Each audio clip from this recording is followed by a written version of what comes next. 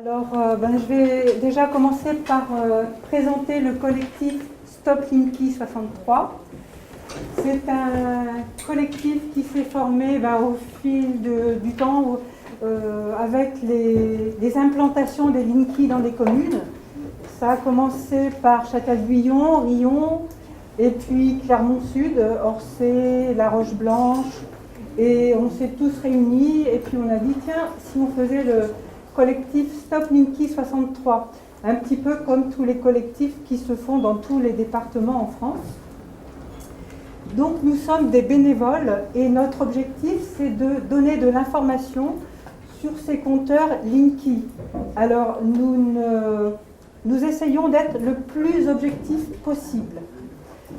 Ceci dit, ça ne vous empêche pas, bien au contraire, on vous conseille d'aller chercher d'autres informations ailleurs pour vous faire votre propre opinion et décider d'accepter ou de refuser le compteur Linky en connaissance de cause.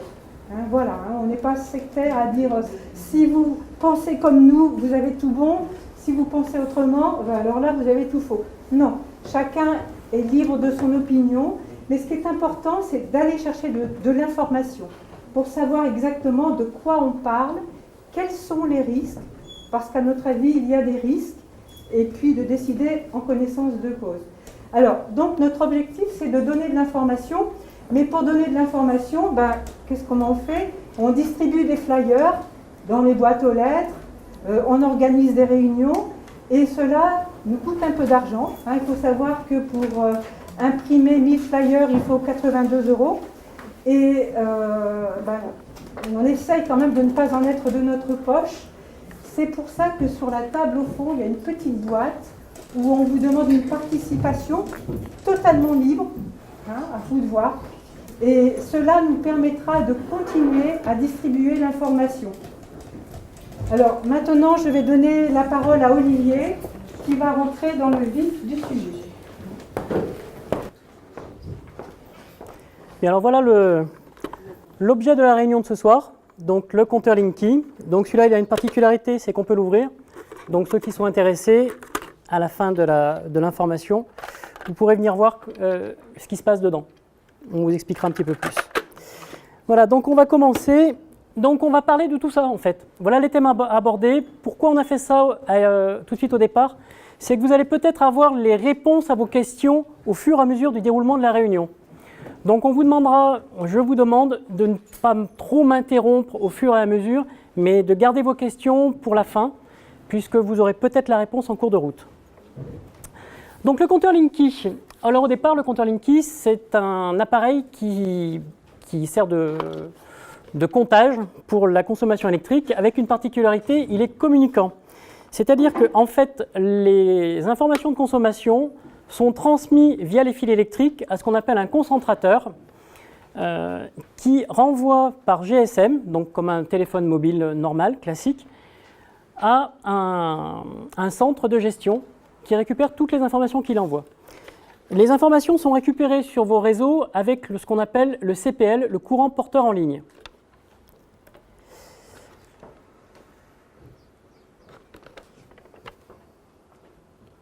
Alors, la technologie du courant porteur en ligne, donc en fait c'est 36 fréquences. Donc ça c'est un rapport qui est fait par le CSTB, donc qui est un organisme avec son propre laboratoire qui travaille dans le bâtiment. Et donc eux ils ont fait des mesures qui sont très intéressantes et qui malheureusement par rapport à ce que Enedis a donné vont à l'encontre de ce qui a été dit. Donc c'est là où il est intéressant puisqu'ils sont indépendants et ils n'ont pris d'ordre de personne, ni du gouvernement ni d'Enedis pour faire leurs propres mesures. Donc ce rapport, vous pouvez le trouver facilement sur Internet. J'ai regardé tout à l'heure, donc c'est CSTB et vous avez, donc c'est la division éclairage et magnétisme, pardon. Donc les intérêts du compteur Linky. Alors selon Enedis, les intérêts du compteur Linky, ça va vous permettre donc l'affichage et le contrôle de la consommation, de gérer si vous avez du matériel à piloter dans vos maisons, chauffage, chaudière, ventilation, store électrique, luminaire. Vous pourrez faire partie de communautés, c'est-à-dire qu'aujourd'hui, le Linky est quand même passablement en avance, puisqu'il va y avoir des communautés de smart grid, donc de compteurs communicants, pour aider à la gestion locale des réseaux électriques. Voilà, c'est un petit peu compliqué, c'est un petit peu confus, mais voilà ce que nous dit Enedis aujourd'hui. Le stockage et l'aide à la recharge des véhicules électriques, donc à droite, et la production d'énergie renouvelable. Donc en fait aujourd'hui, je ne sais pas si beaucoup de personnes dans cette salle sont concernées par les véhicules électriques. Est-ce que vous avez en plus des productions d'énergie renouvelable, donc soit éolien, soit photovoltaïque, plus la voiture? S'il y a des personnes dans la salle qui cumulent tous ces profils, je suis intéressé de les connaître parce que jusqu'à présent, on n'en a pas rencontré un seul.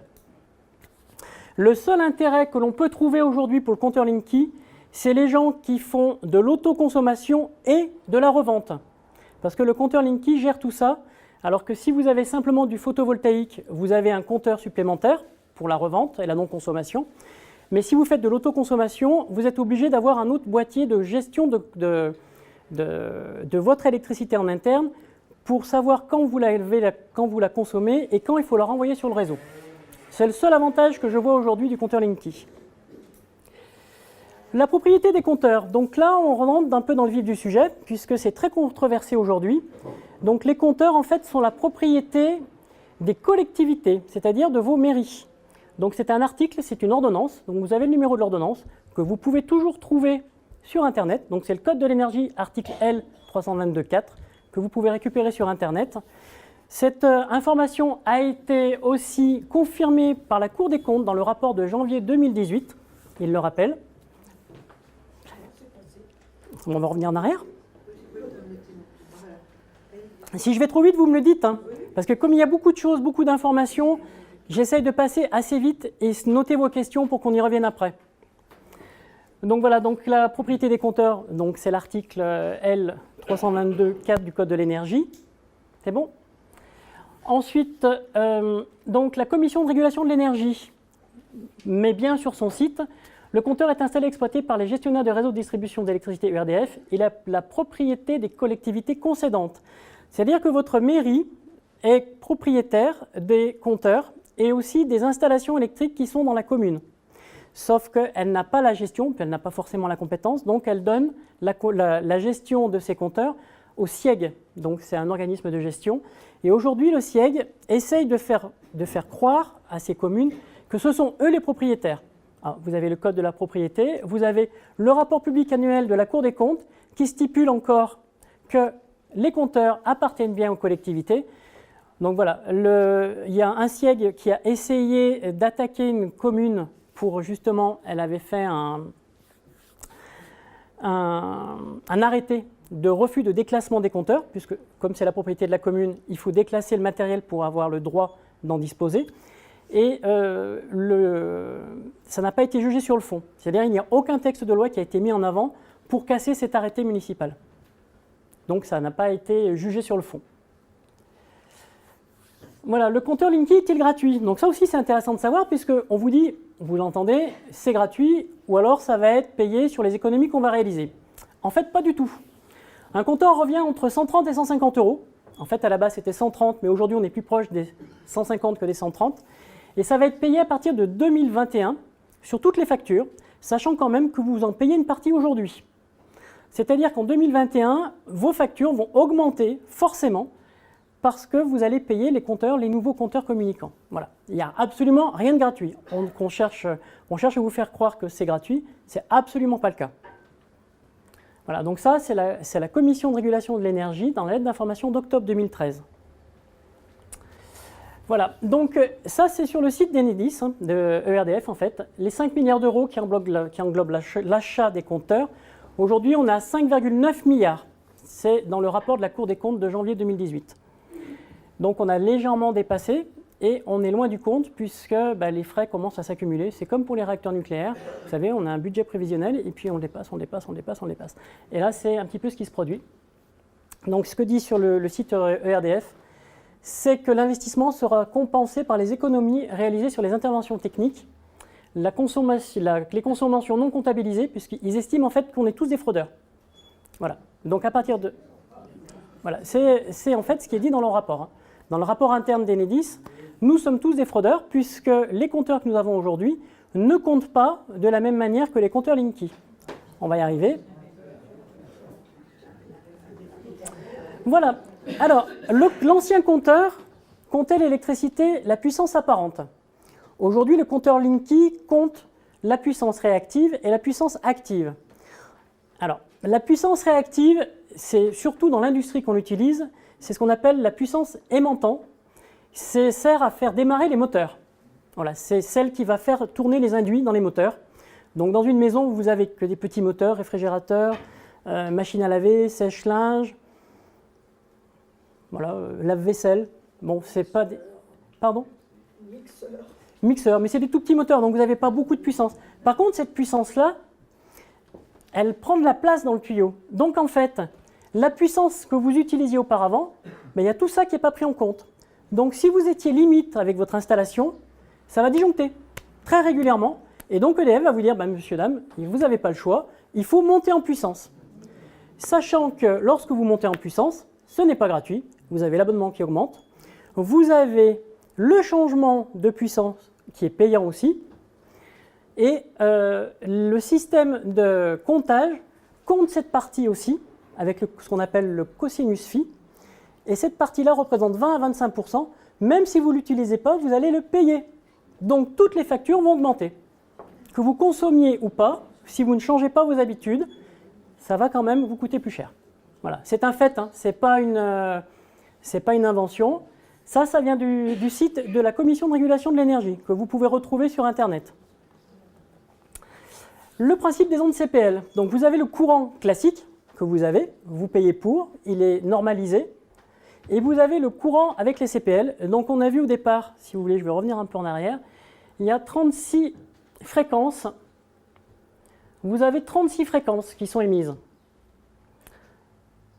Voilà. Et aujourd'hui, on est au modèle G3, donc qui émet sur les 36 porteuses entre 35,9 kHz et 90,6 kHz.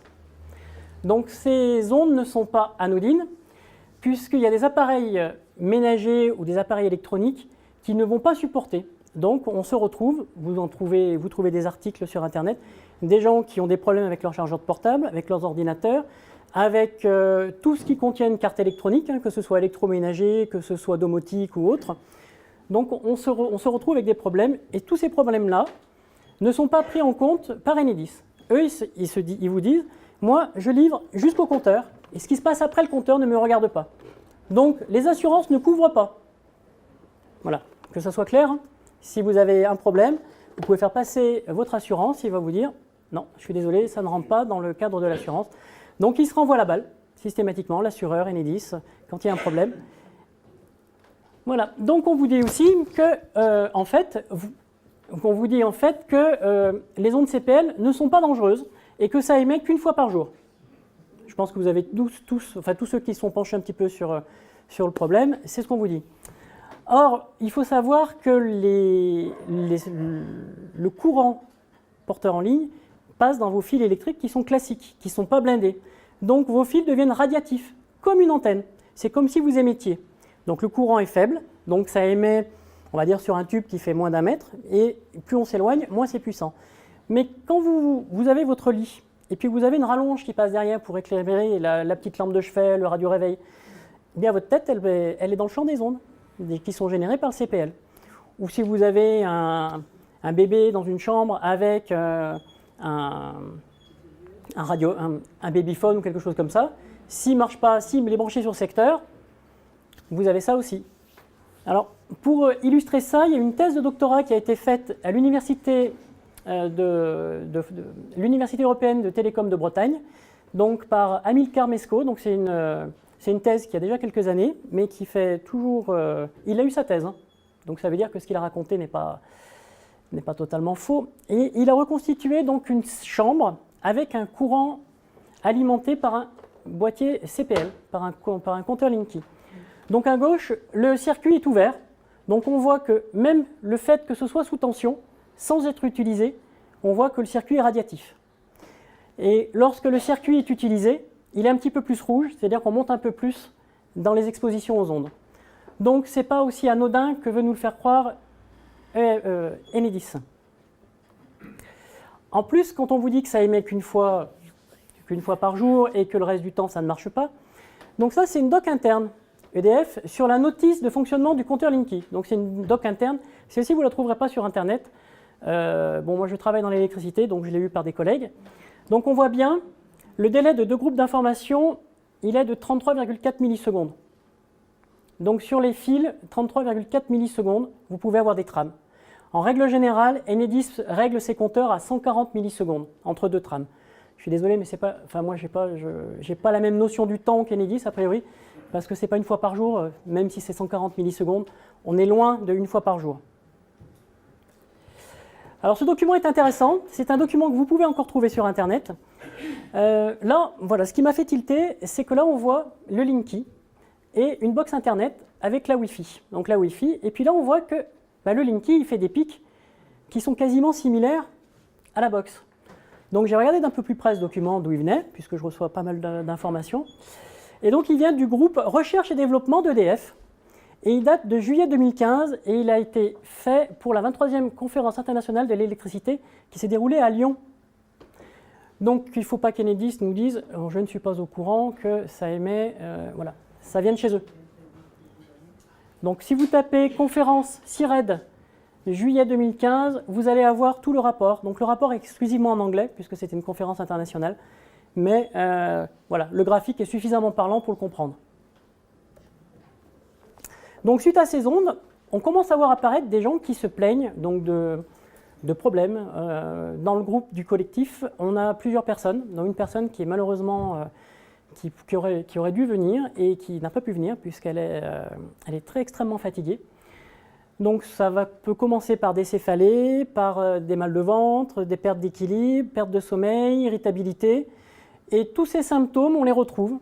Et du coup, il y a le professeur Bonhomme, le docteur Montagnier et d'autres sommités qui se sont penchés un peu dessus et qui se sont rendus compte qu'en effet, les gens présentaient des symptômes qui sont aujourd'hui que l'on peut voir de manière médicale. C'est pas comme certains essayent de le faire croire, ça se passe dans la tête. C'est absolument faux. Il y a des analyses qui sont réalisées et on constate qu'il y a vraiment des anomalies, que ce soit au niveau du sang, que ce soit au niveau du cerveau, qu'il y a vraiment des anomalies qui sont engendrées par les ondes. Alors là, il y a des gens qui vont vous dire « oui, mais les ondes, on en a partout ». C'est vrai. On a des portables, il y a des Wi-Fi, on passe maintenant, on passe dans la rue, vous avez des commerces qui sont équipés de Wi-Fi, des restaurants, c'est vrai. Sauf que ça se cumule. Toutes ces ondes-là se cumulent. Et c'est peut-être la goutte d'eau qui va faire déborder le vase. Surtout que le compteur, vous ne l'arrêtez pas le soir. Vous l'avez en 24 heures sur 24 chez vous. Le portable, vous pouvez l'arrêter si vous ne le voulez pas. La Wi-Fi, c'est pareil. Mais l'électricité, aujourd'hui, c'est quand même assez difficile de s'en priver. Voilà, donc l'ANS, qui est l'Agence nationale de sécurité sanitaire, s'est bien rendu compte qu'il y avait un problème et elle a promis de faire quelque chose. Ça, on ne sait pas quand, par contre. Voilà, donc après les risques du compteur. Donc Enedis nous dit « ah, il y a eu 8 incendies, mais que pendant la période d'essai ». Voilà, ça, c'est un article qui date, qui est paru dans le journal il y a 2 jours. Voilà. Et vous avez le site d'Annie Lobé sur Internet qui recense 150, 180 incendies, je crois. Plus de 200. Voilà, je ne suis pas à jour. Excusez-moi. Donc plus de 200 problèmes liés directement au compteur Linky. Et puis il y a un autre aspect qui n'est pas négligeable, après les ondes qui ne sont pas anodines. Juste un petit détail sur les ondes sont pulsées. Donc en fait elles sont plus virulentes que si c'était des ondes qui étaient, on va dire, simples, qui n'étaient pas pulsées. Le fait d'être pulsé booste un petit peu le signal et donc agresse encore plus l'organisme, que ce soit humain ou que ce soit animal. Puisqu'on s'est rendu compte dans des élevages qui étaient équipés du compteur Linky, par exemple dans des fermes, que les animaux, les vaches laitières par exemple, produisaient moins, veillaient moins, et les animaux se portaient nettement moins bien. Et lorsqu'on enlevait le compteur, ou qu'on les changeait d'enclos ou d'endroits où il n'y avait pas de compteur, elles retrouvaient leur capacité à produire du lait ou à se porter mieux. Voilà, donc ça c'est ce qu'on appelle la courbe de charge. Donc Enedis a communiqué là-dessus en disant, ce qui est intéressant avec la courbe de charge, c'est que vous allez connaître, on va pouvoir avoir des informations qui vont vous servir pour optimiser et économiser de l'énergie sur votre consommation. C'est-à-dire si vous savez que vous consommez beaucoup à un instant T, bah, vous allez faire attention, vous allez soit réduire le temps de consommation, soit essayer de voir si vous pouvez utiliser un appareil qui est moins énergivore. Sauf que cette courbe, vous n'y avez pas accès. Ou si vous y avez accès, c'est 10 minutes après. Donc l'intérêt, il est quand même assez limité, et surtout que pour y avoir accès toutes les 10 minutes, il faut que vous ayez une connexion Internet, que vous soyez abonné gratuitement, donc au départ gratuitement sur le site d'EDF, mais pour avoir accès à cette courbe, il faut payer. Vous allez payer un abonnement supplémentaire. Et surtout, ces informations-là ne vont pas vous servir à grand-chose. À grand-chose, parce que 10 minutes après, si vous avez utilisé un matériel qui consomme beaucoup, vous allez sur votre courbe de charge. Déjà, il faut que vous ayez la connexion Internet, l'ordinateur allumé, que vous soyez connecté et que vous récupériez les informations. Bon, ça fait quand même beaucoup de choses. Il y a peut-être des gens qui vont y arriver, mais pour moi, je ne vois pas trop l'intérêt. Et jusqu'à présent, les statistiques qui sont communiquées par EDF, il y a 1,5% des gens qui ont un compteur Linky qui se sont inscrits sur le site d'EDF. Ce qui prouve bien que les gens ne voient pas vraiment l'intérêt. La courbe de charge a un aspect un petit peu pervers, c'est qu'en fait, toutes ces informations sont récupérées. C'est-à-dire qu'on sait quand vous êtes chez vous, quand vous vous levez, quand vous allez prendre une douche parce que le système va se mettre en route, vous allez allumer des lumières. On peut savoir que vous regardez la télé, on peut même savoir quel programme vous regardez, parce que suivant l'éclairage de l'écran, si c'est un écran blanc, ça consomme beaucoup d'énergie. Si l'écran est noir, beaucoup moins d'énergie. Il y a l'intermédiaire avec les couleurs. Donc avec un algorithme et en comparant les différents programmes, on arrive à savoir le programme que vous regardez. Donc aujourd'hui, toutes ces informations par défaut sont collectées. Donc on vous dit, oui, mais la CNIL a décrété qu'il fallait protéger. Oui, mais ces informations sont quand même collectées. Quoi que vous fassiez, elles sont collectées, elles sont dans votre compteur, elles sont stockées pendant 2 mois, et elles sont transmises, ce qu'on a vu au départ, donc au gestionnaire des consommations. Après, elles ne sont pas communiquées d'après le règlement qui a été mis au point avec Enedis et la CNIL. Ces informations ne sont pas communiquées. Or, on apprend, il n'y a pas très longtemps, voilà, donc ça sert à ça. Ça sert à faire aussi des statistiques. Hein. C'est l'INSEE qui s'en sert déjà. Bon, on vous a dit qu'on n'allait pas vous en servir, c'est totalement faux. Mais Cambridge Analytica, ça doit vous parler. C'est les données qui étaient sur Facebook qui ont été récupérées. Donc en fait, simplement sur ce que vous dites sur les réseaux sociaux, on arrive à récupérer jusqu'à 5000 données par personne. Je ne sais pas comment ils font. Donc imaginez en plus avec les données que vous ne voulez pas, enfin qui sont privées et que vous ne voulez pas forcément divulguer, tout ce qu'on peut faire et ce qu'on peut savoir sur vous. Parce que les gens sont à la base bienveillants, mais il y a aussi des gens mal intentionnés. Donc à partir du moment où on a la courbe de charge, qu'on sait que vous partez le matin à 7h30, que vous rentrez que le soir à 17h, si on a accès à ces informations, voilà, quelqu'un peut venir, peut intervenir. Et pour revenir à ces transmissions d'informations, vous avez Direct Energy qui a eu accès à toutes ces informations et qui a été mis en demeure, donc c'est pas vieux, hein, c'est pas vieux du tout, qui a été mis en demeure donc de savoir ce qui a été fait de ces informations et pourquoi elles les avaient récupérées et comment elles les avaient récupérées. Donc ça veut dire que déjà, même malgré l'encadrement de la CNIL, on a déjà des débordements. Voilà, maintenant, est-ce qu'on peut refuser le compteur? Donc c'est une partie qui, je pense, intéresse tout le monde. Donc en fait, l'installation du compteur est issue de la directive de 2009, donc la directive du Parlement européen, qui préconise, dans certains cas, lorsqu'il y a eu une étude économique et que cette étude est favorable aux gens qui vont avoir un compteur, et à ce moment-là, on préconise d'installer un compteur communicant pour l'aide à la gestion. C'est une préconisation, ce n'est pas une obligation. Ensuite, vous avez, alors il y a une petite coupe, mais enfin, le projet de loi pour la transition énergétique, pour la croissance verte. Et là, c'est la même chose. C'est-à-dire qu'en fait, on explique que ça peut être intéressant d'avoir un compteur communicant pour l'aide à la gestion, mais on a vu dans quelles circonstances c'était réellement intéressant. Donc, ce n'est pas intéressant du tout, en fait, aujourd'hui, sauf pour les gens qui ont, comme je le disais tout à l'heure, soit de l'éolien, du photovoltaïque, qui font de l'autoconsommation et de la revente. Et dans la loi de transition énergétique pour la croissance verte, vous n'avez aucune obligation. Je défie quiconque de lire le texte et de me trouver une obligation. Comment se protéger? Bon, s'il y en a qui ne veulent pas le compteur Linky, si le compteur est à l'intérieur, vous refusez tout simplement. Vous faites une lettre recommandée à votre à votre fournisseur d'électricité, à Enedis, et normalement, on devrait vous laisser tranquille. Enfin, je dis bien normalement parce que derrière, on va vous appeler un certain nombre de fois, vous allez être embêté. Donc, vous savez que vous êtes protégé par la loi contre le harcèlement. Donc, au bout d'un certain nombre d'appels, vous pouvez leur dire tout simplement que vous allez déposer plainte. En général, ça s'arrête. Pour ceux pour lesquels le compteur est à l'extérieur, c'est plus compliqué. Donc, il faut le protéger. Mais par contre, il faut toujours laisser une possibilité de voir l'index du compteur. Parce que c'est la loi. Vous devez laisser l'accès pour le relevé du comptage. Donc après, vous pouvez utiliser tous les moyens physiques. Et c'est légal, puisqu'il y a eu à La Rochelle, vous aviez une personne qui avait protégé son boîtier qui était en façade sur la rue.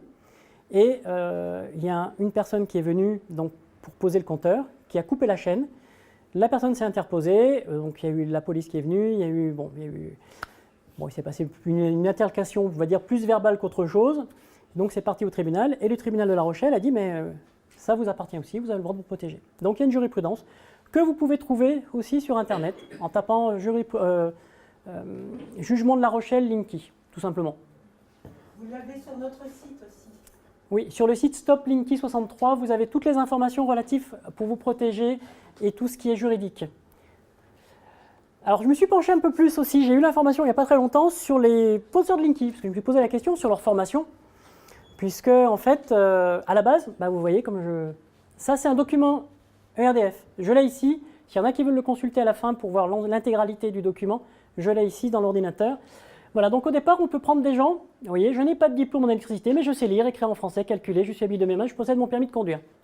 Donc après quelques jours de formation, je suis un poseur Linky. Voilà, donc avis aux gens intéressés. Pardon ? Alors les sous-traitants à la base, donc dans la documentation que j'ai reçue, à la base, les poseurs sont formés par les sous-traitants et il y a une personne référente chez un sous-traitant qui est formée par Enedis. Tout simplement. Mais vous n'avez pas besoin d'avoir une formation d'électricien de base. Voilà, vous voyez, c'est marqué là. C'est pas moi qui vous le dis. Après, si vous avez d'autres formations, d'autres choses, moi j'ai une habilitation basse tension, haute tension. Voilà, et je fais des contrôles électriques pour les installations domestiques et les installations industrielles. Voilà. Par contre, il y a quand même des lacunes, mais là on ne va pas en parler parce qu'on rentre dans le code du travail et je ne suis pas là pour ça. Donc après, si vous voulez refuser, ce que je vous disais, vous pouvez envoyer des lettres. Donc, est-ce qu'il y a des gens qui n'ont pas Internet dans la salle? Oui. Alors, on a imprimé quelques modèles de lettres. Vous pourrez venir les chercher et les mettre donc à votre... Oui, si tu veux, s'il te plaît, merci. Voilà, donc vous avez le droit de refuser, vous informez votre fournisseur d'électricité, vous avez des informations à remplir à partir de votre facture d'électricité, comme le point de livraison, votre numéro de client, pour que ce soit précis et que du coup il n'y ait pas d'erreur d'interprétation. Et surtout en lettre recommandée avec accusé de réception. Mais là, vous avez écrit par exemple à Enedis, à Otis France, il faut 3 lettres recommandées alors. Merci. Non, une seule suffit. Une seule suffit à Enedis. Après, quand vous allez recevoir le courrier, comme quoi ils viennent vous l'installer, vous avez un numéro. Vous leur téléphonez en disant « J'ai déjà communiqué mon refus à Enedis ». Voilà. Mais il faut vous protéger parce que de toute façon, ils n'en tiennent pas compte. Simplement, le fait d'avoir une lettre recommandée, si jamais derrière vous devez avoir une action en justice, c'est le point de départ, parce qu'ils ne pourront pas dire qu'ils n'étaient pas au courant que vous refusiez. Et pathologie. Et avant il y a des dates là Alors normalement, c'est à la fin d'année ici qu'ils vont installer les compteurs. Mais a priori, je dis bien a priori parce que là, comme on fait des réunions, comme on donne de l'information aux gens, les dates d'installation ne sont pas forcément respectées. Par exemple, est-ce que vous êtes renseigné au niveau de la position de la mairie, parce que c'est quand même important. Les communes, elles ont le droit de refuser aussi. Oui. Alors, est-ce que ça nous protège par rapport aux fêtes? Non. Que dans ces cas-là, ils n'ont pas à faire des démarches chez nous. Voilà. Alors, la mairie est dans une position qui est difficile. Je suis clair, je ne suis pas pour les municipalités, mais je me mets à leur place. C'est compliqué pour eux parce qu'ils sont entre le marteau et l'enclume. C'est-à-dire qu'ils sont censés donner de l'information aux citoyens et les protéger. Vous avez élu, les élus sont là pour ça, on les a élus pour ça. Et d'un autre côté, ils ont des pressions. Donc ils ont des pressions par Enedis, qui leur donnent des informations qui sont, à mon avis, tronquées ou qui ne sont pas forcément mensongères, bien que, quoique. Mais du coup, pour prendre une décision, c'est compliqué. Surtout que derrière, vous avez les préfets qui veillent à tout ce qui est anomalie dans le texte. Et donc, de ce fait, ils essayent de casser les arrêtés municipaux, sachant qu'on a des modèles qui n'ont pas été cassés jusqu'à présent. Donc, voilà. Simplement, je voulais dire qu'à la municipalité de Lyon, moi j'étais à une réunion du conseil, la mairie de Lyon a refusé en principe. Oui, en principe. Mais on peut lui amener des éléments. Voilà, on peut lui amener des éléments, mais elle va refuser. Mais c'est pas pour ça que les poseurs vont pas venir. Ah oui, non, mais d'accord. C'est ça le problème. C'est qu'en fait, les poseurs, eux, on leur a dit vous installez ici, même s'il y a un arrêté municipal, ils vont pas le respecter. Eux, ils sont payés à la pause. Enfin, ils sont payés pas à la pause. Ils ont des quotas à respecter. On pourra les voir après si vous voulez. Mais pourtant, les compteurs appartiennent à la collectivité territoriale. Oui, ils appartiennent à la collectivité, mais ils estiment que comme la gestion a été transférée au SIEG, ils sont devenus propriétaires. C'est comme si vous louiez. La gestion, ce n'est pas une gestion transférée. Le SIEG n'est pas le commanditaire des communes. Les communes ont transféré la compétence. Oui, oui, tout à fait. Les communes ont d'abord transféré la compétence souvent à des syndicats intercommunaux. Oui. C'est eux qui ont construit le réseau et qui en étaient propriétaires. Tout à fait. Et maintenant, ces syndicats se sont démis au profit du SIEG. Oui. Donc, la personne ad hoc, c'est le SIEG. On ne peut pas, quand on a un syndicat d'adduction d'eau, c'est le syndicat d'adduction d'eau qui construit et qui gère le réseau. Tout à fait. Sauf qu'avant d'intervenir sur le réseau, ils doivent recueillir l'information auprès de la commune, comme quoi ça rentre dans le cadre du développement de la commune. Oui, ils ne peuvent pas faire ce qu'ils veulent. Imaginez, justement, on va prendre l'exemple de l'eau. Ils ont décidé, tiens, l'adduction d'eau, dans 10 ans, elle va être insuffisante. Bon, on va creuser la route. Ah, ils sont obligés d'aller voir la commune. Ils ne peuvent pas faire ce qu'ils veulent. Heureusement, d'ailleurs, parce que ça serait un petit peu n'importe quoi. Donc, il faut théoriquement avoir l'aval des communes pour intervenir sur les réseaux. Le SIEG n'a pas besoin de l'aval des communes pour gérer le réseau. Pour gérer le réseau. Non. Oui, et pour le construire. Alors, dans les communes, c'est un... À qui appartient le réseau basse tension? Aux communes. Non, au SIEG. Aux communes. Au SIEG, parce que c'est une compétence transférée. Après, la compétence, même si la compétence est transférée, la propriété reste la commune. Et vous ne pouvez pas intervenir sur du matériel qui appartient à la commune sans l'aval de la commune. Il n'appartient pas à la commune, il appartient au SIEG. Mais non, je vous ai montré au départ, vous avez les textes. Pourquoi on ne fait pas un procès alors sur cette question? Parce que personne ne fera un procès au SIEG là-dessus. C'est les communes qui volontairement ont transféré d'abord la compétence. On est d'accord. Quand on a construit le réseau sur ce secteur de 17 communes, les emprunts ont été faits par un syndicat intercommunal. Oui, c'est possible. Bon, donc ils étaient propriétaires du réseau. C'était d'ailleurs un moment d'inquiétude parce que c'était des grosses sommes, sauf que la vente du courant électrique a permis de compenser. Mais il n'y a pas de réservation, on n'a pas à faire une démarche à la commune quand c'est l'entretien courant du secteur. Quand c'est l'entretien courant, oui. Mais là, ça, c'est pas l'entretien. Non, mais quand L'entretien, si les compteurs que vous avez aujourd'hui étaient défaillants ou ne correspondaient plus au réseau, à ce moment-là, oui. Mais là, ce n'est pas du tout le cas. Les compteurs que vous avez, ils ont une durée de vie qui est de l'ordre de 30-50 ans. Donc, on va vous changer des compteurs qui sont en ordre de marche. Donc, le gaspillage écologique, le gaspillage financier, voilà. Vous savez qu'il y a eu un débat qui a duré plusieurs mois entre Enedis, qui ne s'appelait pas Enedis à l'époque, et la Fédération nationale des collectivités concédantes, Oui. qui regroupe l'ensemble des syndicats départementaux, SIEG ou CIEL ici, etc. Et finalement, la demande d'EDF, c'était qu'ils voulaient la propriété puisqu'ils payaient. Mais là-dessus, ils ont finalement cédé et ça sera bien la propriété du SIEG jusqu'au compteur. Après, c'est la propriété du privé. Alors, on va revenir un petit peu au départ, où on en parle. le compteur appartient à EDF. Donc le rapport de la Cour des comptes de janvier 2018 oui, précise que, vous voyez, la gestion des réseaux, sauf que la propriété reste aux communes. Janvier 2018. Mais il y a des communes, effectivement. Hein.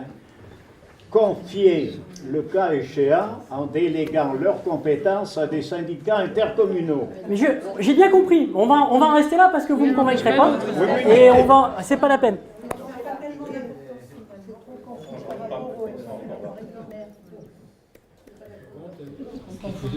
Pour en revenir aux lettres recommandées, est-ce que c'est nécessaire d'envoyer une lettre recommandée à un autre fournisseur qui n'est pas ERDF, c'est-à-dire Direct Énergie? Ah oui, bien sûr. Donc il faut envoyer 2 lettres du coup. Ah bah, votre fournisseur, c'est pas Enedis, c'est Direct Énergie. Donc vous envoyez Direct Énergie. Enedis, ils ne vous connaissent pas. Voilà. Après, il y a aussi une évolution. Ça va être l'ERL. Donc c'est le module radio. Donc ce module radio va être proposé essentiellement dans un premier temps aux ménages qui sont en difficulté financière, on va dire.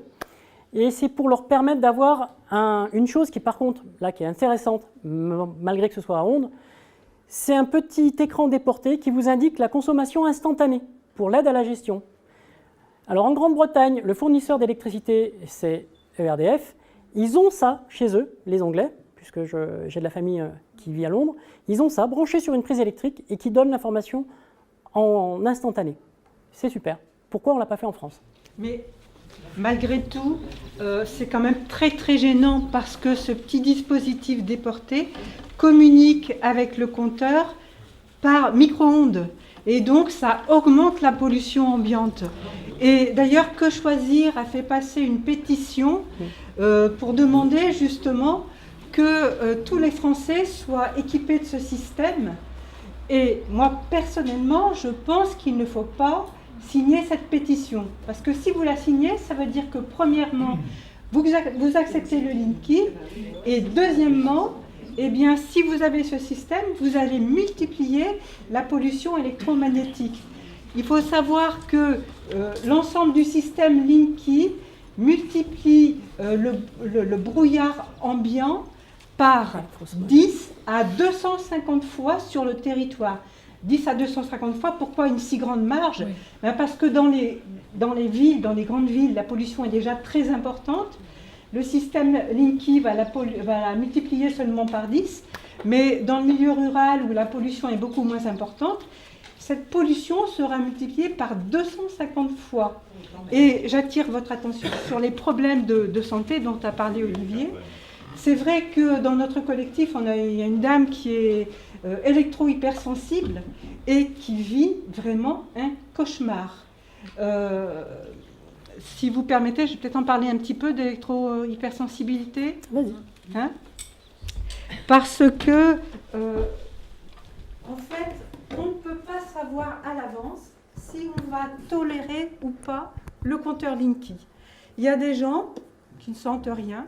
Il y a des gens qui n'étaient pas électro-hypersensibles au départ et qui, suite à la pose du compteur Linky, le deviennent. Et comme l'a dit Olivier tout à l'heure, nausées, vomissements, maux de tête, dépression, idées suicidaires parfois. Il y a des gens qui ne peuvent pas rester chez eux. Hein, cette dame dont je vous parlais, en fait, elle a dû vivre à la bougie pendant 11 mois. Ensuite, elle s'est fait poser un filtre et ça lui a permis de remettre son compteur en marche. En fait, ça n'est pas parce qu'elle avait le compteur Linky, c'est parce que ses voisins l'avaient. Il faut savoir que le CPL, le courant porteur en ligne, passe par votre compteur, même si vous n'avez pas le Linky. Si vos voisins l'ont, c'est suffisant. Et c'est pour cela qu'il est important, si vous êtes convaincu que le compteur Linky n'est pas un compteur à prendre, eh bien, d'en parler à votre voisinage. Parce que si vous ne l'avez pas que le voisinage là, eh bien, vous aurez tous les problèmes au niveau de la santé. Je vais juste vous donner un petit bémol. Les compteurs classiques électroniques filtrent partiellement le CPL. Donc, ce sera atténué. Ce qu'il faut savoir aussi, c'est que si vous avez le compteur Linky et que vos voisins l'ont, en fait, les ondes s'appuie sur le réseau des Linky. C'est-à-dire que vous récupérez toutes les ondes de vos voisins, parce que si vous avez un compteur qui est un peu plus loin et que le concentrateur est de l'autre côté, le compteur qui est loin va venir s'appuyer sur votre compteur comme un relais. Et il va transférer les informations après au récepteur, en quelque sorte. Donc toutes ces ondes-là vont se retrouver chez vous. Et dans les autres pays qui ont posé des compteurs, ça marche pareil? Non, il n'y a pas de CPL, il n'y a qu'en France. Les compteurs sont communicants, mais pas avec de CPL à l'intérieur. Ils ne récupèrent pas la courbe de charge. Nous sommes très novateurs en France. Pardon? J'ai pas compris.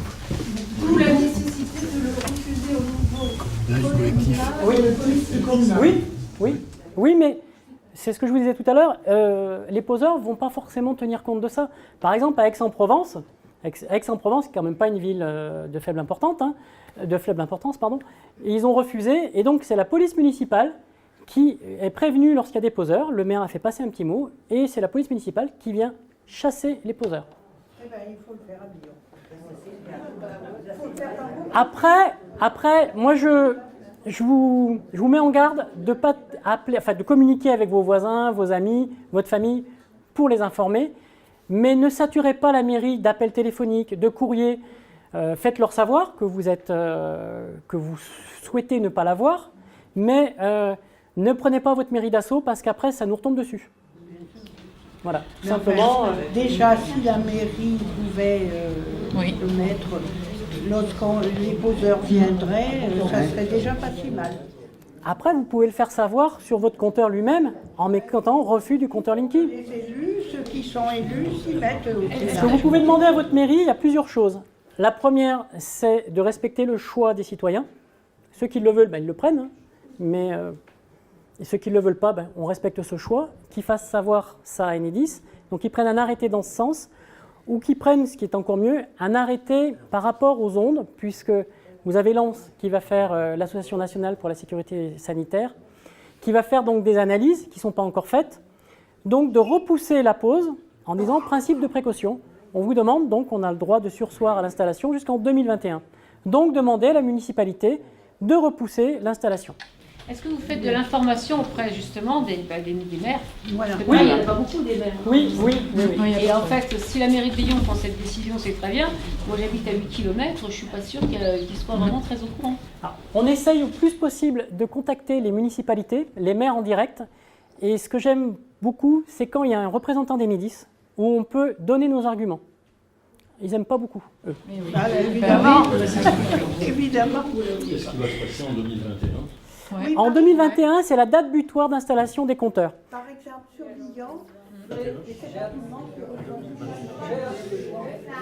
Attendez, il y a... J'ai interrogé le maire de Moissat, Oui. donc qui effectivement se retranche devant le fait que le préfet l'a prévenu qu'il n'était pas question de prendre un arrêté, que ça serait illégal. C'est totalement faux. J'irai le voir si vous voulez. Oui, non, mais c'est sûr, ça serait intéressant. Donc il dit que de toute façon, la compétence, ils l'ont plus, puisque ça relève de la communauté de communes ou je ne sais pas de qui. Et qu'il a bien dit, effectivement, bon, si tu veux le faire, toi, ça te regarde, mais voilà, c'est tout, nous, on se mouille pas. Voilà. Maintenant, si vous êtes sur la commune de Moissat, si je comprends bien, eh ben, à ce moment-là, si vous pouvez avoir une salle, moi, je veux bien venir faire une présentation, en présence de certains élus, s'ils veulent venir. Parce que ce qu'on essaye de faire, c'est de contacter les Comcom pour proposer de venir donner de l'information aux maires, et les Comcom ne veulent pas. Ça, je vous le dis tout de suite. Apparemment, font des pressions, Oui. même si c'est illégal. Et la Comcom ici, vous avez essayé? Enfin, notre Non. Comcom. La vôtre, non. D'accord. Non. Non, parce que paraît-il, il faut un certain nombre de... Pardon. Oui, parce que pour revenir au préfet, moi, on m'a dit qu'en fait, il fallait on leur a imposé un certain nombre de pauses. Oui. Ils sont engagés là-dessus. Et donc, même si, si la commune ne veut pas, comme vous avez dit tout à l'heure, le préfet Le préfet est un prolongement de l'État. Il faut savoir que Enedis est quand même est détenu en partie par le gouvernement, par l'État. Donc forcément, il y a parti pris. Lui, le préfet, il fait ce que son ministre lui dit. Hein. Donc voilà, c'est un commercial haut de gamme, on va dire. Mais il fait ce qu'on lui dit. Échéance 2021, donc. Échéance 2021. En 2021, théoriquement, 35 millions de compteurs auront été changés.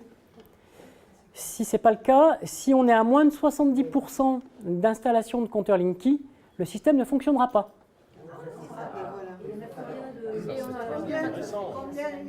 Aujourd'hui, on est à 10, alors les chiffres, je les ai eus tout à l'heure, on est à 10,6% de refus en cumulé sur la France. Donc il faut carrément. Et alors, voilà, les plaintes. Oui, il y a 5000 plaintes qui ont été déposées. Il y a Corinne Lepage qui va entamer une action en justice. Et il y a encore d'autres éléments, parce que comme il commence à communiquer un petit peu Enedis en donnant où on récupère des informations. Il y a des informations qui, comme tout à l'heure quand je vous montrais la formation des poseurs, qui prêtent un petit peu à polémique. Donc je pense que Corinne Lepage a relevé certains points, puisque c'est une avocate, et je pense qu'elle va mener ça devant plusieurs tribunaux en même temps. Qu'est-ce que ça veut dire 10% de refus? Oui. Ça veut dire que sur 100 personnes qui ont un compteur, il y en a 10,6 qui ont refusé de changer le compteur. Mais qui ont refusé comment? Officiellement, par lettre recommandée? Enfin, c'est quoi? C'est-à-dire en fait c'est 10,6% de compteurs qui n'ont pas été installés sur le quota qui devait l'être. Voilà, c'est différent. Ouais. Est-ce qu'il peut revenir en arrière si le compteur a été installé? Si le compteur a été installé, c'est très compliqué. Des pathologies, c'est un compte. Mettons un pacemaker, tu mets au cerveau, c'est arrivé. Hein. Oui, c'est arrivé. Cerveau, ils ont appelé la personne, écoutez, moi j'ai une tumeur au cerveau, on ne passera pas chez vous. Et le propriétaire ne peut pas l'obliger au locataire. Non. Non. Si vous êtes locataire, c'est vous qui payez la facture. Donc forcément, voilà, c'est comme si votre propriétaire vous disait vous roulez en Renault, demain ce sera une Peugeot. Donc dans le courrier, dans la lettre de refus, vous mettez les pathologies. Ils en tiennent compte de ça. Donc ils sont obligés. Est-ce qu'il y a des situations où le compteur peut être installé, par exemple pour la vente d'une maison, quand l'électricité, il y a un changement de propriétaire, est-ce que c'est possible? Non. Sauf s'il y a une anomalie qui a été décelée lorsque vous faites faire les diagnostics immobiliers, s'il y a un problème sur le compteur ou sur le disjoncteur général qui appartient à EDF, enfin aux collectivités, pardon, s'il y a une anomalie qui est décelée, à ce moment-là, ils peuvent venir et ils peuvent éventuellement le changer. Jusqu'à présent, je ne l'ai jamais vu. Non, ils ne proposent pas parce que le compteur, c'est Enedis qui vient le changer, alors que les Linky, ce sont des poseurs, des entreprises externes. Alors, une autre question. Attendez, il y a monsieur là-bas qui tend le bras désespérément. Non, mais comme vous avez beaucoup évoqué les communes, je voulais parler pour la commune de Billon, puisqu'on a eu ce débat en conseil municipal. Il y en a un certain nombre qui ont peut-être participé à ce conseil municipal. Et donc, il y a eu un débat assez large sur le sujet, il y a déjà quelques mois, duquel il est sorti qu'il y a une unanimité au conseil municipal sur l'opposition à la pose des compteurs Linky. Voilà. Donc, je voulais le dire pour que les choses soient claires. Simplement, il y a des problèmes juridiques qui sont complexes. Alors, votre rôle, c'est évidemment de les présenter clairement. Mais, par exemple, la question de la propriété, qui a été évoquée par Marcel, n'est pas si simple que vous le dites, parce que c'est le régime de la concession des services publics, et le concessionnaire, en général, a évidemment dans le contrat de concession non seulement la gestion, mais l'entretien et le renouvellement du matériel. Donc c'est beaucoup plus compliqué du point de vue juridique. Et c'est pour ça que Enedis vient d'envoyer à tous les maires du Puy-de-Dôme une lettre pour expliquer, un texte à l'appui, qu'en fait, les communes ne sont pas propriétaires des compteurs. Voilà, par exemple. Donc, le problème pour nous, ça va être de redélibérer là-dessus, mais on s'est déjà donné rendez-vous en conseil municipal pour le faire, et d'autoriser, enfin de demander au maire de prendre un arrêté. Mais évidemment, cet arrêté, il faut qu'il soit solide juridiquement, parce qu'il sera immédiatement, probablement, attaqué par le préfet. Et donc, voilà. Et donc, je me suis un peu attelé à cette tâche, puisqu'on avait fait cette proposition ensemble au conseil municipal. Et du point de vue juridique, c'est complexe. C'est-à-dire, on n'est plus dans le domaine des intentions ou des constats, ou bon, d'un certain nombre de choses qu'on peut dire sur les compteurs qui prennent feu, etc. D'accord, mais la question, c'est juridiquement, est-ce que l'arrêté du maire est suffisant pour légitimer le fait que des particuliers puissent refuser qu'on pose un compteur chez eux? Alors, de toutes les façons, il faut que les particuliers le fassent, mais d'un autre côté, ça veut dire qu'il faut que l'arrêté du maire soit légal. Voilà. Donc on en est là, et on devrait le faire normalement, Je ne sais pas si on aura le temps de mettre au point ce texte, mais peut-être qu'avec les textes que vous pourrez nous communiquer sur les arrêtés existants, on pourra le faire. Mais on devrait le faire normalement le 25 juin, voilà, pour être très clair. Donc c'est pour vous dire qu'il y a une position commune, y compris l'opposition au conseil municipal, c'est unanime sur un principe, c'est qu'on doit demander aux gens quel est leur demander leur avis, comme d'ailleurs nous l'a répondu la CNIL, puisqu'on a écrit à la CNIL pour faire part justement de ces questions-là, et sa réponse est assez claire au moins sur un point, c'est celui que les personnes chez qui on pose le compteur doivent avoir donné un consentement éclairé, je ne sais plus les trois termes qui sont utilisés dans les avis de la CNIL, mais autrement dit, cette demande de consentement des consommateurs doit être explicite et éclairée. Voilà. Donc on en est là. Bon, la commune, est-ce qu'elle repousse l'installation? Monsieur, la commune, est-ce qu'elle va repousser l'installation? Est-ce qu'il faut qu'il y ait plusieurs personnes du public qui se rendent à la mairie pour demander à repousser l'installation, tant que toutes les courriers n'ont pas été... C'est pas la question. Non, mais c'est une autre question. Oui, c'est une autre question. Non, ça sert à rien. La mairie a une position qui doit être... qui s'oppose en quelque sorte à Enedis. Enedis a d'autres moyens de droit, puisqu'elle peut rentrer en contact direct avec des citoyens de la commune. Donc après, la question, c'est, vous l'avez très bien dit, c'est comment on empêche que les gens qui viennent changer les compteurs le fassent, contrairement à l'avis qui sera donné à la commune. C'est ça la question. Mais ce n'est pas à la mairie que ça se passera, enfin, assez peu. Ça va être chez vous, lorsque ça se présentera. Je voulais revenir sur l'option d'intervention individuelle. Est-ce qu'il est nécessaire de faire signifier sa première lettre de refus par un huissier? Non, une lettre recommandée.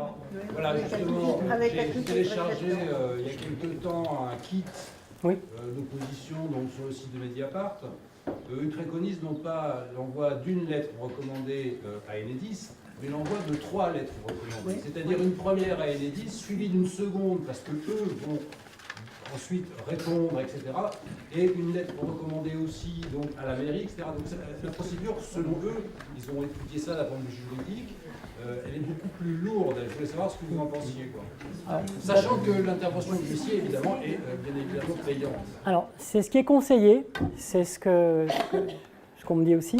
Mais moi, personnellement, par rapport au retour d'informations que j'ai pu avoir, puisqu'avant je travaillais sur Lyon et ils en ont installé Lyon, il n'y a que le premier arrondissement qui a refusé la pose du Linky. Et les gens ont envoyé des courriers. Ça n'a absolument rien fait. Donc, moi, je pense qu'une lettre suffit, mais... Et un simple courrier. Bien sûr.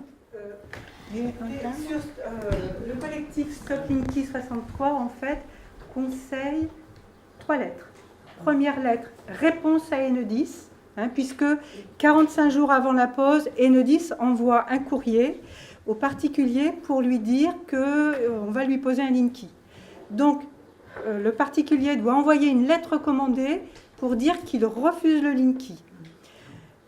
Nous, on conseille aussi d'envoyer la lettre recommandée au maire pour qu'il soit informé que sur sa commune, il y a des gens qui refusent le compteur Linky. Ensuite, Enedis renvoie une lettre pour dire « Vous vous inquiétez, mais vous savez, il n'y a pas de souci, le Linky, c'est parfait, ça ne pose pas de problème. » Là, on déconseille de répondre. Vous avez signifié votre refus, c'est suffisant. Mais Enedis dit aussi dans cette lettre que vous allez être contacté par l'entreprise qui installe les Linky pour prendre rendez-vous. Alors, quand l'entreprise qui installe les Linky vous contacte, là, on vous conseille de faire une 3e lettre recommandée pour bien préciser que vous ne voulez pas de compteur Linky. Comme ça, ça vous permet de vous protéger. Mais ces lettres ne suffisent pas. C'est bien écrit en gros et en rouge sur notre site. Beaucoup de personnes disent « j'ai fait mes 3 lettres et puis on m'a quand même posé un Linky ». Oui, si vous ne protégez pas votre compteur, il sera remplacé. Alors si le compteur est à l'intérieur, pas de problème. Il vous suffit de ne pas ouvrir votre porte. Mais s'il est à l'extérieur, on vous conseille de mettre un système qui va permettre de protéger ce compteur. Ça peut être une chaîne. Tu n'as pas, Olivier, les exemples de diapos Alors, on va vous montrer des exemples. Hein. Il faut savoir que le coffret dans lequel se trouve le compteur appartient au particulier. Donc, si vous le perforez pour mettre un cadenas, si vous l'entourez de chaînes, il n'y a aucun problème. D'ailleurs, le jugement de La Rochelle reconnaît au particulier le droit de protéger son compteur. Par contre, le jugement de La Rochelle a reconnu le poseur dans son tort parce qu'il y avait violation de propriété privée et détérioration du bien du particulier, puisque le poseur avait déchiré la fiche qui indiquait que le particulier refusait le compteur, et puisqu'il avait coupé la chaîne. Hein? Donc, je vous précise bien, si vous ne protégez pas votre compteur, qui serait à l'extérieur, hein, là, les lettres ne suffiront pas. Voilà. Alors, vous savez, les gens sont très imaginatifs. À vous de trouver votre solution. Vous voyez, là, il y a juste un cadenas avec une lettre. Bon, il est là. Vous voyez, le boîtier a été perforé. Et puis, on a mis un cadenas. Ça suffit. Hein? Il ne faut pas s'imaginer que c'est si compliqué que ça. Là, on voit mieux le cadenas. Je vais peut-être me pousser.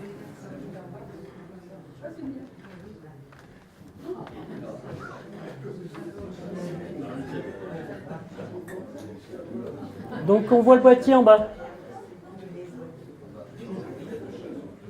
Par contre, là, il y a un défaut, on ne peut pas lire l'index.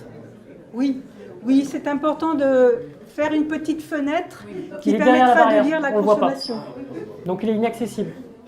Derrière cette fenêtre, il faut coller un plexiglas qui va permettre au boîtier de rester étanche.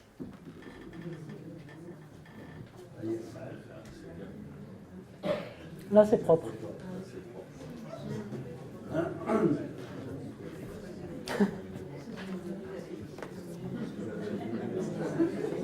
Vous voyez? Là, c'est un défaut puisqu'on ne peut pas lire l'index. Oui. Il faut faire cette petite fenêtre. Oui? Deux, trois choses à communiquer si c'est possible. Oui. Voilà. Je suis malheureusement, je ne suis pas de la commune, mais j'ai le compteur qui a été installé chez moi. Bon, il est à l'extérieur.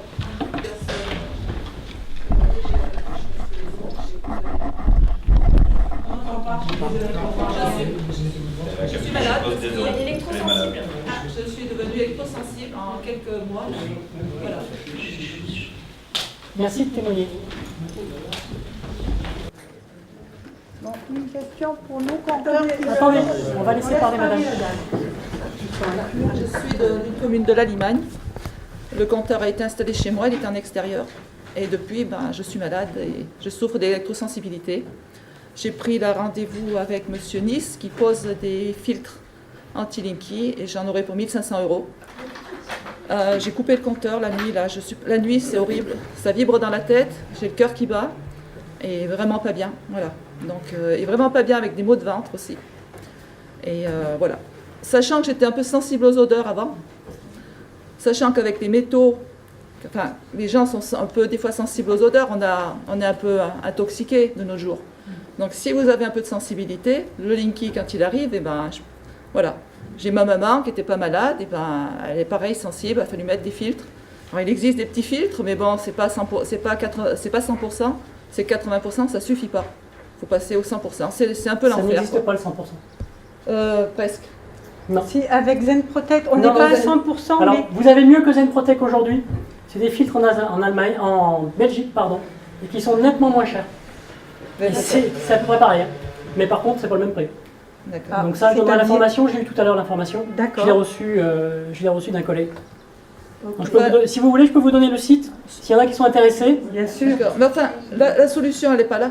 On ne va pas se soigner. La solution, c'est que, vous voyez, on a du CPL, c'est pas normal. Non, c'est pas normal. C'est pas normal. Mais pour les gens qui sont déjà équipés, ça peut être une solution temporaire. Mais moi, je n'avais pas besoin de CPL, je me rends compte que j'ai du CPL et que je suis malade par ce Linky. Enfin, c'est terroriste, quoi. C'est terroriste, ma vie, elle est... Maintenant, voilà, il va falloir remonter la pente. C'est un déni de démocratie. Et ça ne va pas être évident, voilà. Je suis venue du côté d'ENSA pour témoigner vraiment, si vous pouvez vous motiver tous ensemble pour dire non, c'est la solution. Et est-ce que vous avez pris un avocat? Qu'est-ce que vous avez fait comme Oui, oui, mais madame, vous savez ce que c'est que la maladie? Non, mais je voilà, la maladie, c'est pas rien. Et j'envisage, mais c'est pas rien de se battre tout seul parce que le voisinage, l'entourage, on est un peu, voilà, c'est pas reconnu ces maladies. Enfin, c'est très mal vu, c'est très mal, voilà, c'est difficile. En tout cas, merci pour votre témoignage, c'est très important. C'est vrai que c'est important de voir ces personnes qui souffrent. Et il faut se serrer les coudes. Simplement, le fait de refuser, ça protège les personnes sensibles. Hein? Et vous protégez vous et vous protégez aussi votre entourage, les gens qui habitent autour de chez vous. Donc l'adresse pour trouver des filtres, elle sera sur le site internet, je pense, à partir de demain. Mais est-ce qu'une personne qui est locataire a le droit de protéger son compteur si le propriétaire veut installer Linky? Mais oui. Oui, bien sûr. C'est la personne qui a le contrat avec le fournisseur d'électricité qui choisit de recevoir ou pas le CPL. C'est-à-dire que si vous décidez, vous, en tant que locataire, de changer de fournisseur d'énergie, de passer chez Direct Énergie, chez Enercop ou autre, votre propriétaire n'a rien à dire. C'est vous qui payez les factures. Vous avez le droit de changer de fournisseur. Vous avez le droit de changer de papier peint aussi, s'il ne vous plaît pas. Et quand le locataire s'en va, le compteur reste toujours dans l'appartement ou dans la maison? Bien sûr. Ben oui, donc c'est le propriétaire qui payera après. C'est le propriétaire qui payera après s'il n'y a pas de locataire. Oui, qui paiera quoi? Non, il sera coupé. Non, le consommateur est arrêté. Ça va, oui. C'est systématique. De toute façon, s'il n'y a personne, il n'y a pas de consommation. Et quand vous partez, quand vous faites l'état des lieux sortant en tant que locataire, vous notez les index. Eau, électricité, gaz.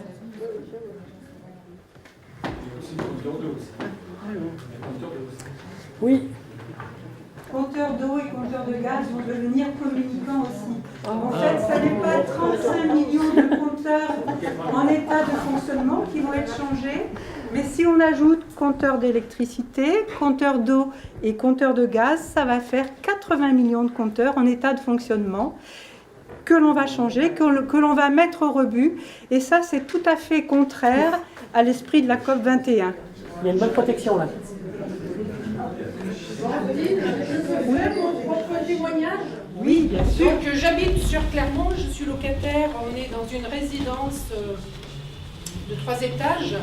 Donc effectivement, on s'est mobilisé, tous les résidents, dont un propriétaire, où j'ai un peu secoué les plumes. Je sais très bien que ma propriétaire aurait voulu le Linky, effectivement je suis locataire, c'est moi qui paye mes factures.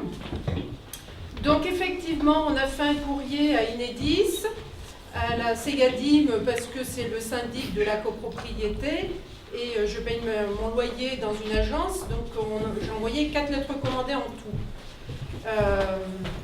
Suite à ça, donc, la sous-traitance a été faite par la Scopelec, où ils sont venus pour venir changer les compteurs. Donc j'étais toute seule dans cette résidence, c'était un samedi, à savoir, ils travaillent les samedis aussi. Et j'ai entendu des pas un peu lourds, donc je suis allée voir et ce monsieur va commencer à avoir changé un premier compteur. Et là je lui ai dit, mon cher monsieur, c'est pas ce qu'il faudra faire chez nous parce qu'on a tous refusé.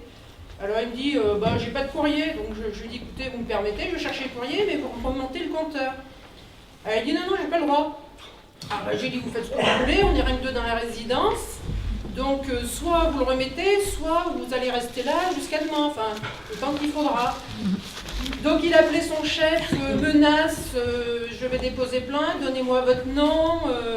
Voilà, ça ne va pas se passer comme ça pour vous. Alors, je lui dis, pas de souci, laissez-moi appeler les frères Tour Auvergne, la montagne, voilà. Très très bien, très bon réflexe. Voilà. Donc du coup, le monsieur qui était là, il était un peu pris entre moi et son chef. C'est vrai que il faisait Alors effectivement, dans ce que vous disiez, ce monsieur, il n'était pas du tout électricien de base, il était maçon.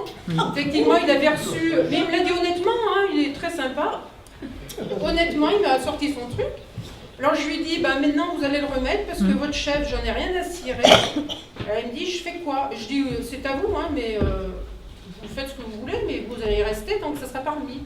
Donc il a quand même pris le temps de remettre le premier compteur, malgré que ça lui posait quand même quelques petits soucis parce qu'il avait relevé les chiffres. Enfin, il ne savait pas trop, mais alors je lui ai dit, écoutez, vous le remontez, tout ira bien. Vous viendrez boire un café, vous ferez la photocopie, je vous ferai les photocopies des dossiers, et ça s'est terminé comme ça. Donc effectivement, il a remis le premier compteur Linky, il a remis le vieux. L'autre, ce poseur, il était tout à fait ravi d'avoir été pris en compte, oui et non, par son chef. Mais bon, il avait respecté notre demande au niveau des paperasses. Donc suite à ça, j'ai eu droit à son chef qui est venu m'expliquer toute la procédure. Je lui ai dit, écoutez, chez nous, on a déjà des problèmes électriques. Donc il faut peut-être déjà faire arranger ce problème électrique avant de rajouter des compteurs, mais à savoir qu'on n'en veut pas. Donc il a quand même réessayé, oui, mais voilà, alors tout leur blabla, c'est très bien, c'est communicant, voilà. Donc après, il est reparti en m'indiquant que il y avait des maisons qui prenaient feu, mais il ne fallait pas s'inquiéter, il y avait les assurances. Mais c'est vraiment du véridique, et je lui dis, les gens qui ont travaillé toute leur vie, ça ne vous dérange pas? Oh, les assurances, bon. J'ai dit, mais vous manquez vraiment, vous avez vraiment aucun respect des individus. Donc après tout ça, 10 jours après, ils nous ont renvoyé 2 dames. Ah, des dames. Des dames. Alors, pourquoi vous ne voulez pas les compteurs? Je dis, vous n'avez pas vu les courriers? Je dis, il n'y a aucune communication entre tous ces services. Donc après tout ça, ils ont quand même renvoyé encore 8-10 jours après un autre poseur. Et là, je lui ai dit, cher monsieur, je crois que vraiment, alors là, je me suis énervée. J'ai dit, c'est dingue, mais il n'y a aucune communication, vous commencez par faire chier. J'aurais pas dû dire ça parce que le monsieur l'a pris pour lui, donc il a dit, je vais déposer plainte. Mais en fait, je lui ai dit, cher monsieur, alors il venait des îles, je ne suis pas du tout raciste, il n'y a rien du tout par rapport à ça. Il me dit, vous vous rendez compte ce que vous me dites, je ne peux pas admettre ça. Je dis, mais non, c'est parce que je commençais à être en colère, ça a été noté, j'ai vu votre responsable, donc on n'en veut pas. Donc il est parti en colère, oui, on ne va pas laisser, je vais déposer plainte, machin. J'ai dit, faites ce que vous avez à faire, on verra après. Et bon, moi ça m'a mis un peu en porte-à-faux parce que du coup, je flippe un peu, parce que c'était la deuxième fois, on va déposer plainte, comment vous appelez, machin. Mais donc il ne faut absolument pas du tout désespérer. Il suffit juste de regarder les compteurs. Alors nous, c'est dans une cage, et cette cage, tout le monde y a accès, et on ne peut pas fermer à clé, effectivement. Mais ne désespérez pas, on peut en arriver à bout. Oui, tout à fait. Mais il faut être présent et il faut être présent. Une petite mise en garde. Une fois que l'installation est terminée dans votre commune, eh bien, ne pensez pas que ce soit terminé. Parce que quelques mois après, les poseurs reviennent essayer de remettre des compteurs. Donc, si vous avez fait des protections, gardez les protections. C'est pour ça qu'il est important de faire des petites fenêtres fermées par du plexiglas pour qu'on puisse lire la consommation sans problème. Et ce qu'on a remarqué aussi, c'est que Enedis prétexte des pannes. Par exemple, il y a des personnes qui ont le compteur chez elles, par exemple dans leur garage, et puis à l'extérieur, il y a un coffret avec ce qu'on appelle un BTR. C'est une pastille blanche qui va permettre la lecture, la télérelève. Et souvent, Enedis prétexte la panne de ce BTR pour s'introduire chez vous et remplacer le compteur. Donc, quand c'est comme ça, vous pouvez dire que la télérelève, vous n'en avez pas besoin, que vous allez demander à votre fournisseur d'électricité de faire le relevé par relevé confiance. En fait, il suffit de communiquer sa consommation 1 ou 2 fois par an. Et la personne qui relève se déplace seulement 1 fois par an. Une chose aussi, c'est qu'ils ont trouvé aussi un autre moyen. Quand ils posent les compteurs Linky, ils n'activent pas le CPL tout de suite. Ils peuvent l'activer à distance. Donc à Lyon, par exemple, il y a des gens qui ne voulaient pas. Ils leur ont posé le compteur Linky en lui disant, vous voyez, il ne se passe rien. Puis 4-5 mois après, pof, ils activent le CPF. Voilà, donc les gens sont trompés par rapport à la mise en route du CPF. Et ce compteur-là, il est fabriqué en France ou pas? Il y a 3 fabricants. Fabricants français sur 2 sites, fabricants américains et fabricants slovaques. En Slovaquie ou Slovénie? Slovénie. En France, c'est Montluçon et le deuxième site, je pourrais vous le trouver. On va dire quel intérêt ils ont? Financier. Financier, puisque vous avez Bernard Lassus, qui est le responsable du déploiement du compteur Linky sur le plan national, qui est passé sur BFM TV en 2015, je crois, il y a déjà quelques temps, et qui disait qu'en fait, EDF allait devenir, puisque c'était encore EDF, allait devenir un opérateur de big data, c'est-à-dire qu'ils allaient récupérer vos données et les vendre pour proposer des services à des startups. Enfin, les startups vont vous contacter. Par exemple, sur la courbe de charge, on repère les appareils. Par exemple, on va revenir dessus si vous voulez. En fait, la courbe de charge, vous voyez les appareils. Par exemple, un réfrigérateur, c'est très spécifique. Ça fait comme des créneaux. Donc le moteur démarre, il fonctionne, il s'arrête. Un temps de latence, il démarre. Si on voit qu'au démarrage, il a du mal à démarrer, c'est que soit le compresseur est fatigué, soit il manque de fluide, donc il va lâcher un moment ou un autre. Cette information-là, pourquoi il ne la vendrait pas à Darty ou un autre Et puis vous allez recevoir sur votre smartphone, par exemple, sur votre téléphone ou dans votre boîte mail, une proposition commerciale de changer votre matériel. Voilà. Après, aujourd'hui, on est dans une démocratie. Pas pour tout, hein, pas pour le Linky en tout cas. Mais demain, on ne sait pas sur quel régime on va être. Si toutes ces informations-là, puisqu'on peut savoir quel programme télé vous regardez, quelles sont vos orientations politiques, quelles sont vos orientations littéraires, philosophiques, ou ce que vous voulez. Ça c'est déjà fait. Mais bien sûr. Au travers d'Internet. Rien de nouveau. Voilà, donc aujourd'hui, on n'a rien à cacher. Enfin, la majorité des gens n'ont rien à cacher. Mais ce n'est pas pour autant qu'on veut que notre vie devienne publique. C'est la vie privée. On appelle ça vie privée, c'est privé. Ici, quand on a été caché. Une question pour les personnes comme nous, je pense qu'il y en avoir beaucoup, leur ici très certainement, qui ont des anciens compteurs. Oui. Si l'ancien compteur devient défectueux, il ne marche plus. Qu'est-ce qui se passe? Alors là, ils vont vous dire, il n'y a que le Linky. Vous allez sur le site conrad.fr, qui est du matériel, un gros site en électricité et en électronique. Vous avez les compteurs électroniques qui sont vendus 53 €. Donc vous pouvez très bien leur proposer de l'installer. Normalement, vraiment en tant qu'électricien, Comment ça s'écrit, un compteur il est plombé en amont. Oui, bien sûr. Et puis on ne peut pas le déplomber. Non. On peut pas le changer. Vous pouvez demander à un électricien de le faire et de le faire avec un huissier qui lui va relever les index et vous envoyer ça. Après, vous êtes protégé de cette manière. Après, je ne sais pas ce que ça peut donner, mais... Ce serait bien de se renseigner parce qu'il y a quand même beaucoup de compteurs anciens. Il y a une chose dont j'ai oublié de vous parler, on a oublié de vous en parler, c'est la notion d'effacement. C'est-à-dire que le compteur Linky permet de prendre le contrôle de tout votre appareil électroménager récent. À l'intérieur, vous avez une puce qui permet d'être contrôlé par le Linky, c'est-à-dire marche, arrêt, ou de différer le démarrage. Voilà, donc on s'est rendu compte en 2015-2016, sur Lyon, ils ont fait des essais en hiver sur des chaudières récentes. Il y a eu énormément de pannes parce que les cartes électroniques ont grillé dans les chaudières. Et donc on s'est retrouvé avec des appels pour dépanner en urgence du matériel électronique parce que les chaudières ne redémarraient pas après un arrêt demandé en effacement. Donc il y a eu ça, il y a eu aussi des matériels informatiques qui sont tombés en panne. Ça arrive très très vite. Hein. Vous installez le compteur Linky, derrière vous avez des ampoules qui grillent, vous avez l'électroménager qui grille. Voilà. Ça dépend du compteur. Est-ce que ça dépend? Et sur notre site, il y a un témoignage, moi je vous conseille d'aller voir, une personne qui en est à plusieurs milliers d'euros de factures, non remboursées ni par Enedis, ni par l'assurance, hein, puisque chacun se renvoie la balle. Et donc là, eh bien, elle paye. Elle est obligée de payer toutes les pannes de son matériel, hein, pannes souvent définitives. Oui. En cas de construction neuve.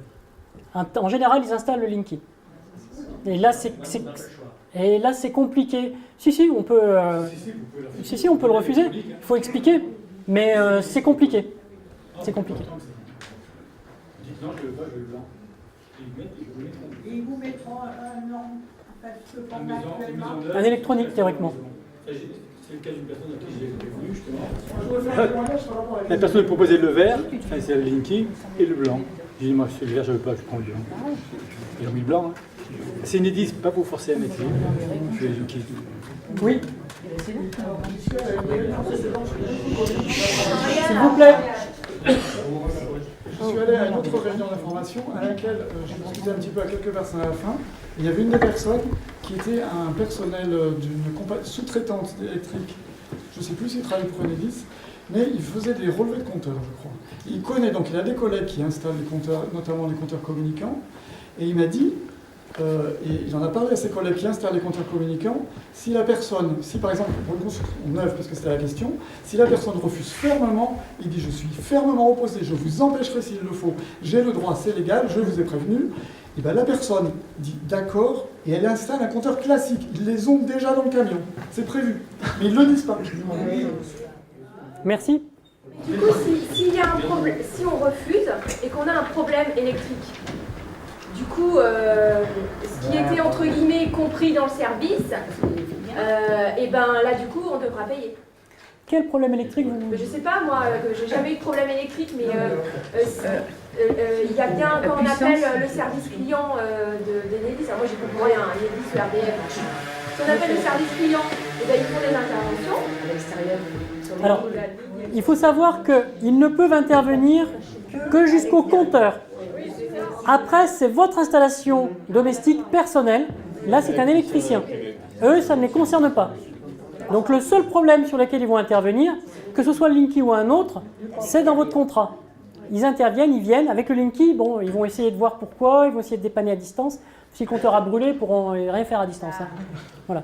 Mais est-ce que vous avez déjà entendu parler de beaucoup de problèmes avec les compteurs électroniques? Moi, personnellement, depuis 10 ans, jamais. Sauf ceux qui ont pris la foudre, mais ça, c'est un élément extérieur. Mais sinon, d'une panne propre au matériel, jamais. Compteur Linky... Celui qui est autonome en électricité, par exemple, avec les panneaux, avec l'éolien, il n'y a pas besoin de compteur? Bah, bien sûr, s'il est autonome, vous avez la réponse. Voilà. Bah ouais, c'est ce qu'il faut qu'on fasse alors. Mais c'est compliqué. En fait, c'est compliqué si vous n'avez pas anticipé. Parce que vous allez passer avec un éclairage LED à 12 volts, donc il faut que les réseaux soient bien séparés, c'est faisable, hein, c'est tout à fait réalisable. Moi j'ai le témoignage. Oui. J'ai une amie à Sebazar qui a des panneaux solaires, qui produit de l'électricité, et elle a le compteur extérieur. Eh bien, donc en fait, elle n'a pas besoin de barricader son compteur extérieur parce que de toute façon, ils ne peuvent pas y toucher sans désactiver l'onduleur. Sans désactiver, parce que sinon, ils sont grillés sur place. S'il y a du soleil, ils se prennent 700 volts. Voilà. Donc, en continu. Voilà, donc elle a dit, de toute façon, comme ça, si ça va l'onduleur, non, c'est pas 700 volts. Ils ne rentreront pas chez moi pour désactiver les panneaux solaires. Non. En fait, vous avez les panneaux solaires qui produisent de l'électricité jusqu'à 700 volts, ça passe à l'onduleur, et vous avez du 220, mais par contre, c'est réinjecté dans le réseau. Donc c'est vrai que si ils ne désactivent pas l'onduleur, ils ont toujours la tension. Mais ils peuvent tout à fait désactiver parce qu'ils ont des EPI, des équipements de protection, en théorie. Donc on peut très bien intervenir sur une installation sous tension. Ah ouais. Ouais. Donc c'est une fausse idée. Ah, d'accord. Mais bon, ils n'ont peut-être pas les équipements parce que là, dans la notice de pause, ils font appel à certaines notions et ils n'ont pas les compétences pour intervenir avec ces notions-là. Si c'est des maçons, non, peu importe. Même s'ils sont électriciens, ils ne sont pas habilités pour faire ce qu'ils veulent faire. Une information, est-ce que vous savez que Élise Lucet, dans Envoyé spécial, parle du Linky. Donc je vous conseille de regarder cette émission. Jeudi 14, oui, tout à fait. Hein, ça va certainement être très intéressant. Nous avons des petites étiquettes avec l'adresse de notre site Stop Linky et des adresses d'autres sites comme le CRIREM, comme Priartem, qui sont des sites objectifs et très intéressants. Donc je vais mettre ces petites étiquettes là-bas au fond pour que vous puissiez en prendre une avant de partir.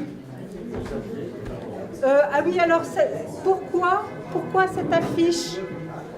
Est-ce que ça vous intéresse? Je continue 2 secondes. Alors,